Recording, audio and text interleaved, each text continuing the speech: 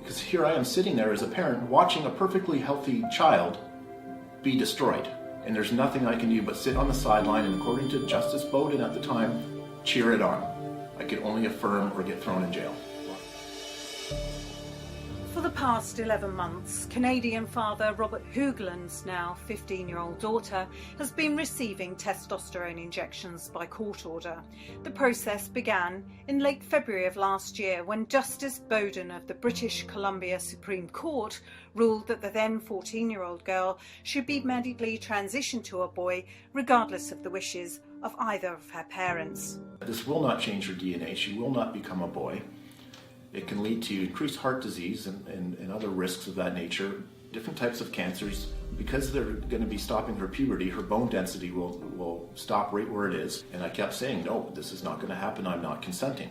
Rob was told that if he tried to dissuade his daughter or referred to her as a girl, he would be considered guilty of family violence.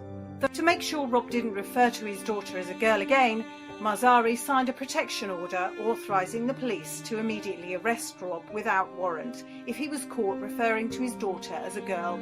They've now created a delusion, and then they're forcing parents like myself to have to live in this delusion. And then what happens when the bubble explodes and the delusion ends? She can never go back to being a girl. I mean, she'll always be a girl, but she can never go back to being a girl in a healthy body that she should have had. Right? She's going to forever have a lower voice. She'll forever have to shave because of facial hair. She won't be able to have children. She won't have a family. These kids don't even understand what this stuff means. What kid who's 13 is thinking about a family and having children? Not many.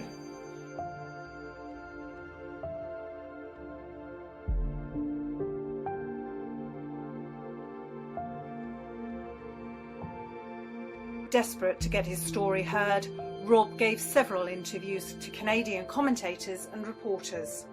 The interviews he gave were quickly suppressed in Canada, and Rob was threatened again with severe consequences for speaking out. But Rob felt that he could not remain silent. You know, what kind of father would I be if, let's say in 5-10 years, my daughter is detransitioning and she turns to me and says, you know, Dad or Mom, like, why did none of you do anything to stop this? I was a child. Like, none of you stuck your neck out for me back then. You just let me do it because I was an immature kid thinking this was something great. Where were you on that one? When my daughter asked me that question, I'll say, you know, I did everything that I possibly could. There was nothing more I could do. And then when there was nothing more I could do, I continued on because I didn't want other parents to go through what I went through.